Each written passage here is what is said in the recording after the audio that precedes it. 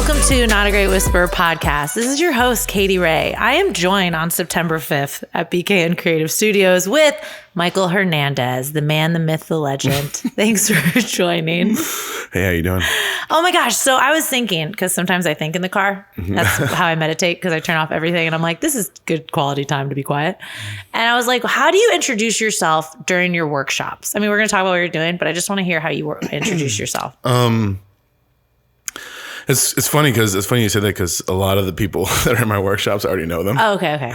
But that's a good question though. How would I introduce myself? Usually I would tell people like some of my background and then go through what we're going to go through the process and take it from there. I was like, I try to make it nice and short, because some of them, it's kind of the barrier to entry for some of these guys is kind of nervous. They don't know what to expect. Yeah, right? Yeah. How do you make them feel like warm and fuzzy really quick? I kind of tell them like, hey, curse on here? Yeah, fuck yeah. I kind of tell them to fuck off sometimes. Just like settle the fuck down, you know? Like, I'm not here to castrate you. We are explicit. Yeah. But I get that, because it chills people out when you just come to them at a real level. You're like, chill the fuck out. Yeah, they a lot of them tend to be kind of open to the process, because a lot of them come in wanting to improve themselves, have some growth, and be have a process for themselves to better themselves. So it's easy. The barrier to entry for the workshop actually is pretty easy for them. A lot of it's usually friends of friends. So like the word of mouth has been more of your organic growth. Yeah. What are your workshops about, Michael? What do you do? Tell the world. My billion listeners want to know. So it's called Sovereign Saturdays. I started with Annette and I from Kodawari started a men's group. That's what we called it, men's group.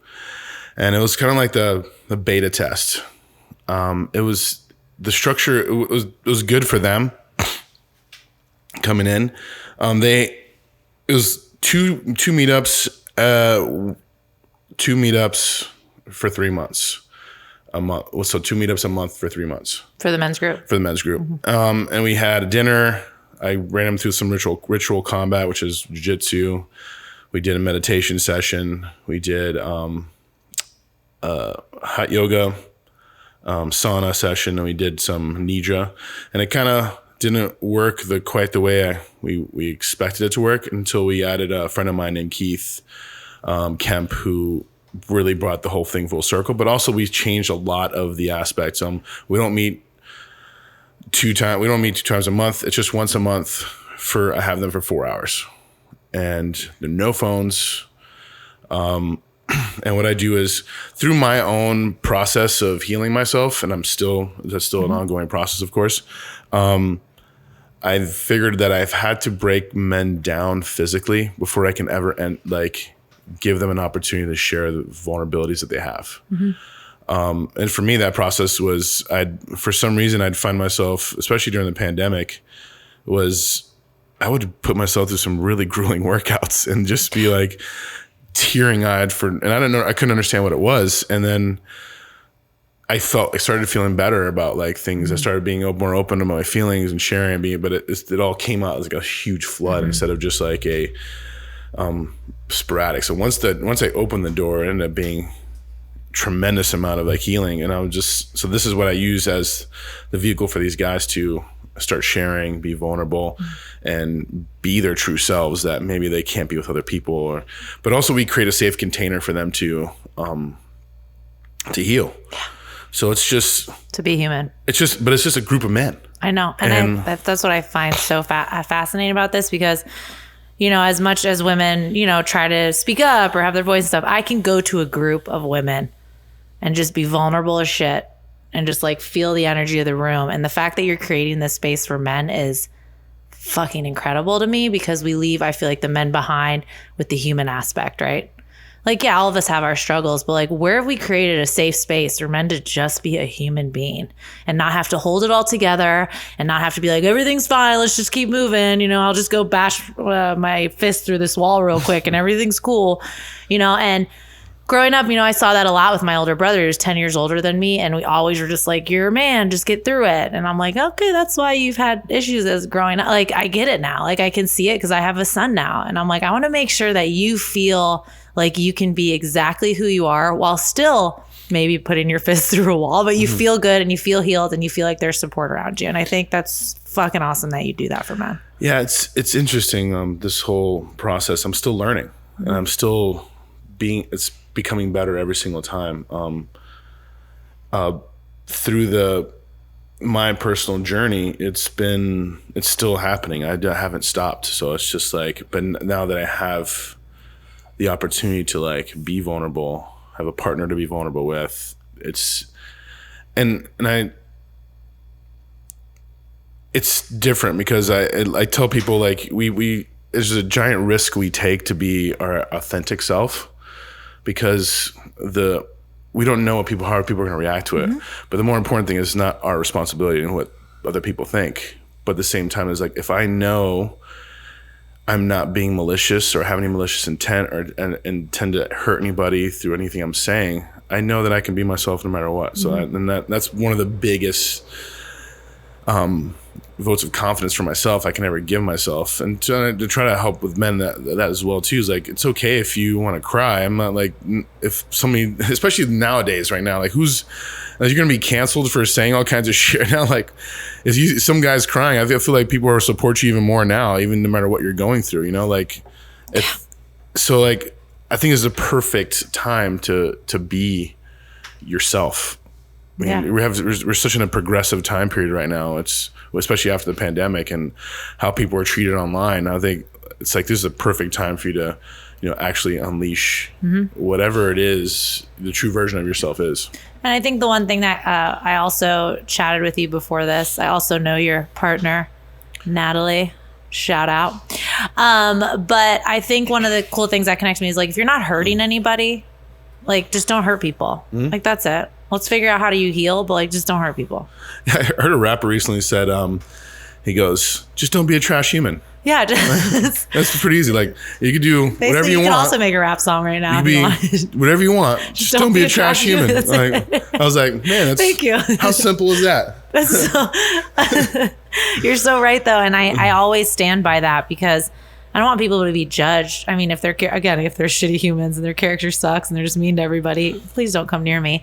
But we can control that. Like if I'm very vulnerable to someone and they are just an asshole after, okay, bye. Like that's how we should be able to control it. And I think you doing the work every day for yourself is really powerful.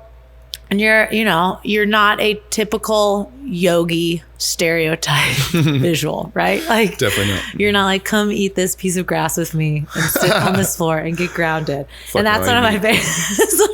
I just need a slab of meat, just eat something. Yeah. But it's great that you can create this for them, because again, it shouldn't be this woman who is out for years in nature, just like coming back and being a yogi. Like you should be able to create that safe space and practice whatever the hell you want to practice and show people that you do the work every day. What's other than yourself being like your success story? Like, have you seen firsthand, like the transformation for men, like fully like broken and just coming into their own? Like, what does that look like? So I will say, like, I don't think I do see a transformation, but I don't think it's a ultimate fix, right? I still think that everybody has a practice they need to keep. And I want to make larger retreats, like 4 to 5 day retreats, and then you have Sovereign Saturday be a way to tune yourself up, right? And that's the idea. I do see a lot of men transform the way they act, especially when I create because ideally I'm a practitioner, but I'm holding space for these people. Like, I'm giving them a safe space to express themselves, even if they can't understand what it is. But once I do realize, once we open that door, that it does change their life, and they seek more of it, and becomes like a new habit, a new addiction. They're like, it's almost like sauna. Our sauna culture at Kodawari is pretty large. I want to say, I feel like it's beating the yoga culture even more so, because it's creating a sense of community. It's creating a sense of like, this actually helps benefit me and my overall mortality rate. And this all helps me, like, and that we have, really good conversations in the sauna all the time. And I've used the sauna as a way to like tweak my skills. Like I've used it for the past year and almost a year, pretty much over a year, to like tune up the way I speak to people, and it's working. But at the same time, I do see them transforming themselves very much so. I don't think it's, like I said, I don't think it's a done. fix. It's not one and the done. work's not done. And ever. I try to tell them, I make sure they understand the work's never done. Like the moment we become comfortable is the moment things are going to go absolutely wrong. And there's grace in discomfort, and just finding what that is, that's what's going to help them move with the rest of their lives. Yeah. And you're teaching them, like, what do you want to put the work into? Do you want to scroll for 4 hours, or do you want to work on yourself here? And like, it's really like, where's the effort going to go after this? Like, where do you want to be? And it's really hard because like just going through like my husband's addiction recovery and my recovery, just through all that, like just saying like, we have a ton of work to do every day, but like, where do we want our energy to go towards? Like us, or do we want to just go do some shitty things and some bad habits and just get back into stupid shit? Yeah, a lot of these guys too I've seen are extremely successful. Like some of them have some behaviors we can probably categorize as narcissistic, right? Yeah. And I think, I'm going to say that, but I'm also going to say that everybody has the capability of being some sort of a narcissist, and in different levels. Yeah, we're looking at a picture of my face right now. Let's be honest. Just huge narcissist. That smile's ridiculous. But I will say, like, I really believe that these behaviors are just shitty habits, and these can be changed over time. Like I can't tell you the amount of men that I've had some of these Saturdays or men's group that scrolling through dating apps. God. And the abundance of just scrolling through people and just this one's gonna be Wednesday, this one's gonna be Tuesday, and it happens on both sides of the coin. Yeah, of course. But I'm like, dating app, delete it. You're doing so much harm to yourself. Like you're never giving a chance to just like actually meet somebody halfway. Because no matter, you're never going to meet somebody that's like, through their journey, I'm done. You know, like you're meeting someone through like pretty much halfway or a quarter of the way. Or some of them need more help, and just maybe a relationship helps boost that healing to the next level. We don't know, but you're never going to meet someone who's just like full on level headed. Logic is great. And like, except for Natalie, her logic's pretty good. Yeah. Right. But like, also like compatibility nowadays, it's just like, it's hard to find, and you know you're not going to do it unless you find it quite organically, you know. And I feel like there's an abundance of dating apps is just like killing them. It's a quick fix, but it's a dopamine. It's a dopamine fix. It's the same thing with like masturbation. It's a fucking dopamine fix. And porn. It's an addiction, right? Like it's like until you find a way to break those cycles, it's going to be a reoccurring thing. That's just like, how do you treat women?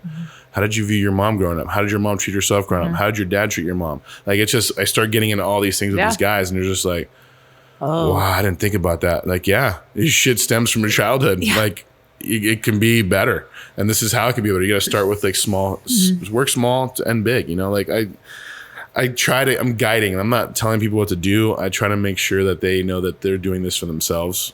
I don't want to be a guru. I don't want. I want to be the guy in the trenches, like helping these guys alongside them. Like I want to be, you know, beside them doing the work. Because especially in my last two, what I've noticed is that I've got just as much amount of healing as they did through this whole process. Yep. Because even through our breath work, like the energy in the room is. I know that sounds like wizardry to all these people. Believe me, I grew up Catholic, but it's palpable. Like where you feel these guys when they're breathing and when like through the whole process, it's just like, wow, holy shit, this is extremely powerful. Like how have we not been doing this? And the truth is we were doing this long time ago, like hundreds of years ago. When we had tribes where people, I like to quote books from Sebastian Junger. He's a book called Tribe, where he goes, when men went to war, the matriarchs and the women were the ones that are chieftains of the tribes. It wasn't the men. So when they came back home, they were accepted, nurtured, and then go back to this job. Yeah. Have a simple life, but when you guys come back home from your job, we're going to take care of you. Last time we had that as a generation, it was World War II. These guys were accepted as heroes. and they were, widely accepted by the world. Like America saved the world. Like, that hasn't happened since then. I can tell you veterans are treated, especially Korean. You are a veteran. Yeah, I'm a veteran. And the Korean War vets, the, Vietnam vets, the Gulf War vets, the vets now, like, they're not, yes, we after 9/11, we came together, but that only lasted so long. It was, we were in Afghanistan for 20 years. We were in Iraq for 15 to 20. Yeah. We're still in Iraq, honestly, but it's just we're not accepting these guys back, and they don't feel, they come back, and 22 vets a day kill themselves, even more so now after the pandemic, because they don't have a way to express themselves, and they don't have they lose their purpose. And Sebastian Under talks about that. A lot of guys lose their purpose, and that's losing your character or your idea of your character. What just happened? I don't know. And I've had that moment for myself, putting a gun to my head and having those suicidal thoughts and it not working out. Yep. I was literally following through with it. It didn't work out. I'm like, okay, this is not meant for me. Yeah. Now let's find a new way. And those feelings are not unlike the feelings that men have today. They're not. It's the same. Even men in general, masculinity is being attacked right now. For the past, I don't know, through the pandemic, past 10 years, masculinity has been attacked. I mean, in some ways, rightfully so, I feel, but in other ways, we need men out there. We do. But men need a new level. They need a new way to express themselves, but also they need a new way to be empowered in the right way, and to be true to themselves in some way. And I think the divine masculine has a right to be in communities just alongside the divine feminine. It needs to be there.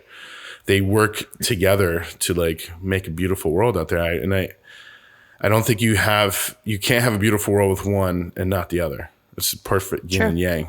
And I'm really that's my goal. I want to make beautiful men to have beautiful lives. And right now it's just you look at the news and you look at everything. I'm like, I know. Jesus fucking Christ. It's just really hard work for me right now. What the fuck is going on? Yeah. I'm and I'm saying the divine masculine, divine feminine is in all of us, but if it's not gay, LGBTQ, all those, they have the essences of both. And there's no reason why, I want all that part. If whoever wants to experience the whatever divine masculine, which I guarantee you'll feel in that room and that breath session and feel empowered, because every single one of those guys, I feel this is camaraderie and this is brotherhood. The connection is so important. The connection for them it's lost. They don't. Last time any of them probably felt it was probably high school sports, intramural sports. Yeah, I could tell that I look back at how my husband acted out of college when he stopped playing baseball. And you could tell that sense of when he went to work, you could just tell he just lost that piece of connection. And he still talks about the locker room and just think that, some are ridiculous stories, but you can tell that sense. And he didn't watch baseball for a while. Now he does and stuff, but I'm you lost that sense of connection. It's not the same.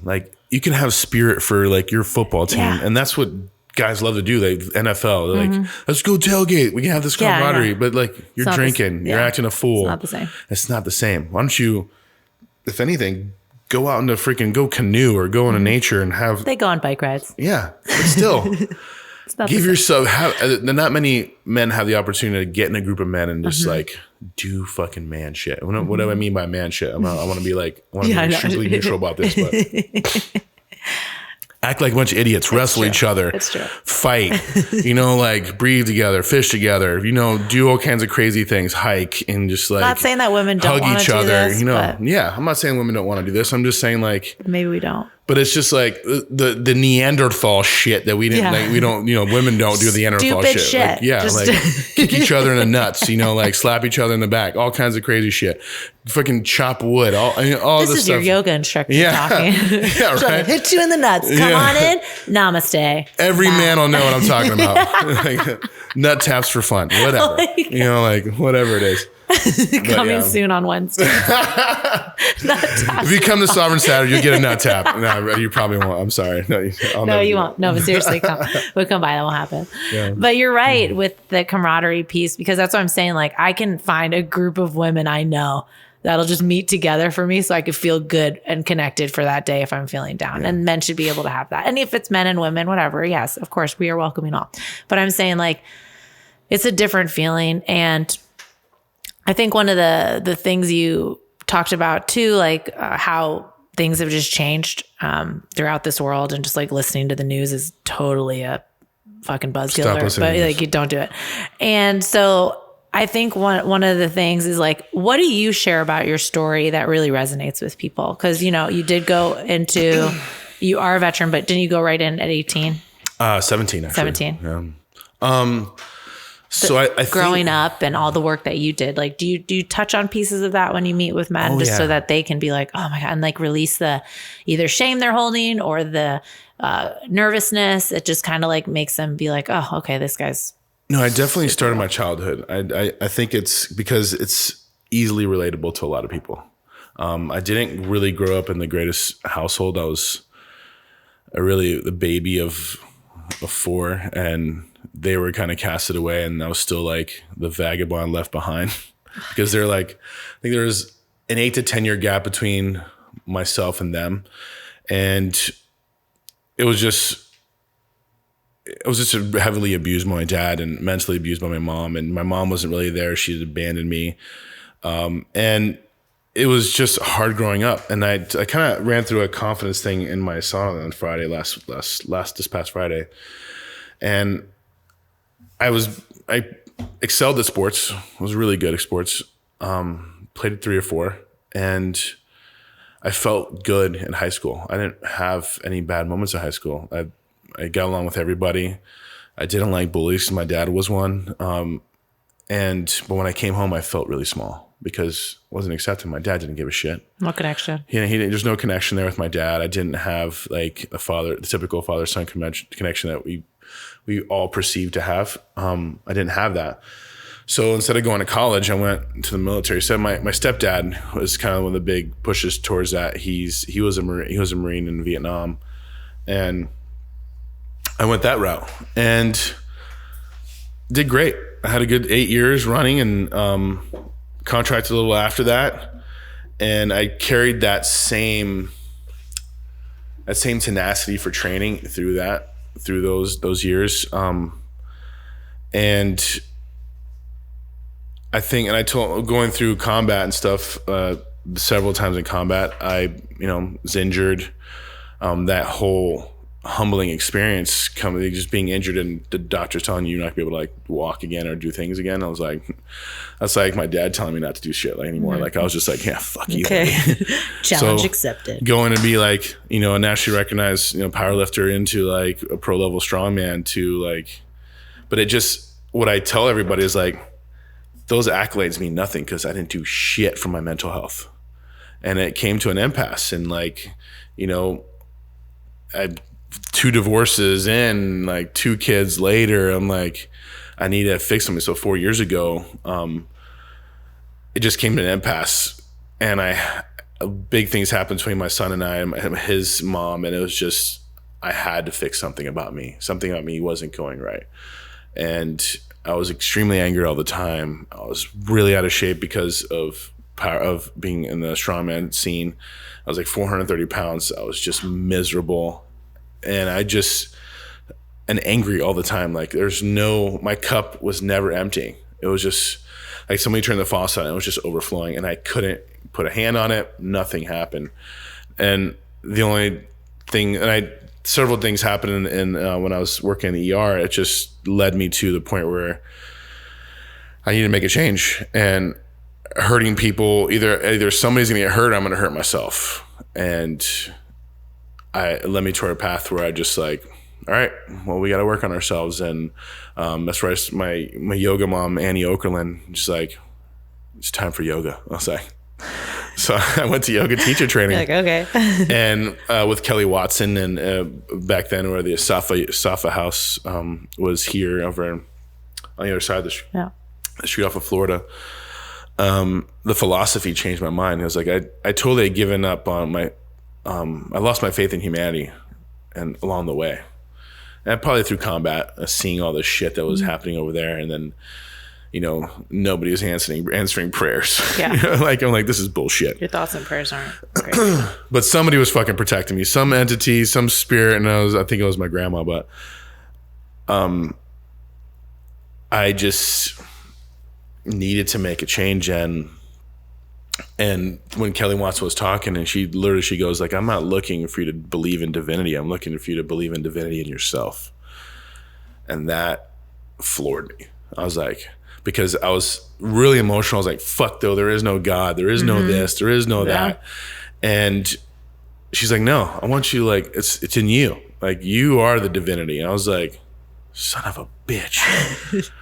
This fucking witch is making me do shit I don't want to do right now. Like, I'm having conflict in my head. And Annie would always tell me, is like, look, Mike, I'm not telling you to be like fucking Hare Krishna or like Sadhguru or any of those guys. I'm telling you, I want you to take the tools that you learned from yoga and just move forward. And I did. And I was like, I fully dove in, and I took the tools that I needed to help me make myself better. And slowly but surely it became a complete flop of the person I am now. Like, fucking emotional. I'm vulnerable. Like, I can share my feelings. I can share my experiences. So awesome. The more I shared, the more I felt better. And I didn't let those things have a stranglehold on like who I was, because we have to feel the full spectrum. We have to feel, if we can't feel sadness and depression and despair, we cannot experience happiness and joy. You have to have the full spectrum. It's not a polarity. You have to have all of it. And if you don't, and you choke on all that despair and all that sadness and all that depression, and you bury it down deep, sooner or later that trap's going to open up, and that monster, whatever it is going to come out, and it might come out on your loved one. You're not going to fucking like it. We try to be strong for our loved ones, but at the same time, they deserve to see us at our worst. If that makes sense. That's 100%, because they want to also be there for you. I suspect. So acknowledging all the work you do for yourself every day, because you do it, you put the effort in. How good does it fucking feel to be where you are today? Because I don't think we celebrate that enough when you're doing the work every day and you're helping other people heal. Do you ever just sit back and you're like, I'm doing it? So that's the one thing in my practice that's been like missing. Yeah. It's been hard. Like, hard to like give myself validation and affirmation, gratitude. I'm getting very good at doing it now. Like, it's, should. And I think it's within the past year, honestly. Like, I told myself last year, my 40th year on this fucking planet is going to be the best year of my life. And so far it has been. By the way, he's 40. Happy birthday. It's been the greatest year of my life, because I can look at myself in the mirror and I was like, tomorrow wasn't a good day, but today will be. And you're doing the best that you can do, and you're doing a good job. And I was like, all right. But also, like, I can see the work that I'm doing, and nowadays when I'm walking into people, like, they are actually giving me affirmation now. So now I get it. I'm getting it from my internal self, but I'm also getting it from people. Yeah. Like, I love what you're doing on your Instagram. You're making an impact. And I love what you're doing. Tell people stop slipping in your DMs. Don't be doing that. I'm just kidding. But I think one of the biggest things is you realizing that, because then you're stepping into your divine again, and you are just showing, like, you should be able to see that within yourself because you're doing it. And now you get to like watch the work you're doing. It's really cool, because we do forget like to wake up and be like, fuck yeah, you're doing it. Like, high five yourself in the mirror.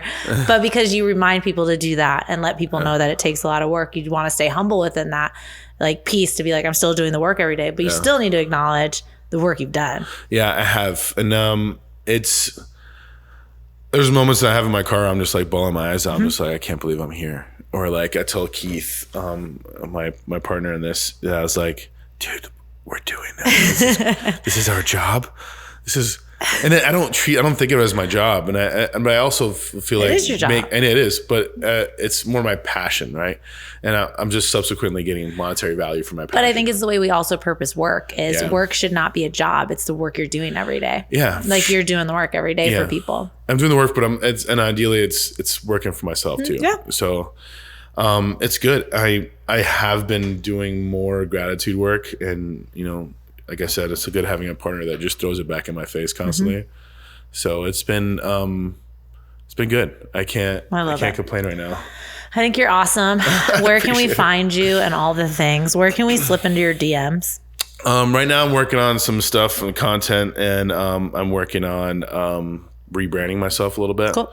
But my Instagram is strong_surfing_yogi on Instagram. Do you like to surf?